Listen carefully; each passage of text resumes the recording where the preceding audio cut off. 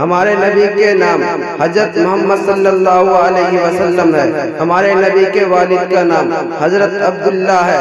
हमारे नबी के दादा का नाम हजरत अब्दुल मुत्तलिब है। हमारे नबी के वालिदा का नाम हजरत बीबी आमना है। हमारे नबी मक्का में पैदा हुआ, मक्का में 53 साल रहे, उसके बाद मदीना गए, मदीना में 10 साल रहे, पूरी जिंदगी मिली 63 साल। माशाअल्लाह, बहुत बढ़िया। ये सब ऐसी चीजें हैं जो अच्छा आदमी को याद नहीं होता। हीरो का नाम याद होता है, हीरोइन का नाम याद होता है, क्रिकेटर का नाम याद होता है, लेकिन जब नबी का नाम पूछा जाए तो याद नहीं होता है।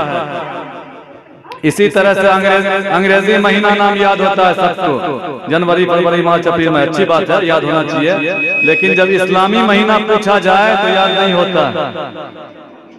और इस तरह से नमाज लोग पढ़ते हैं, सालों साल पढ़ते रहते हैं, लेकिन उससे पूछा जाए कि फराइज नमाज कितना है, क्या है, तो मालूम नहीं। फराइज गुस्ल कितना है, क्या है, तो मालूम नहीं है। इसीलिए खास तौर से हम जो याद कराएं बच्चा को इस्लामी महीना का नाम, अक्सर बच्चा को याद कराएं। शराइत नमाज, अरकान नमाज, फराइज गुस्ल, फराइज वज़ू करेंगे, सबको याद।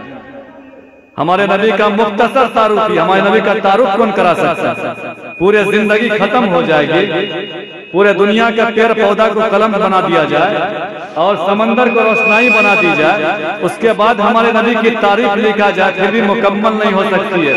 समंदर सूख जाएगा, पेड़ पौधे खत्म हो जाएंगे, लेकिन हमारे नबी का तारुफ खत्म नहीं हो सकता। इसलिए मुख्तसर तारुफ इतना हर मुसलमान को याद होना चाहिए कि हमारे नबी का नाम क्या, हमारे नबी के वालिद का नाम क्या, दादा का नाम क्या, माँ का नाम क्या, कहाँ पैदा हुए। इसी तरह की और वीडियोस पाने के लिए एजाज हाशमी नदवी को सब्सक्राइब करें।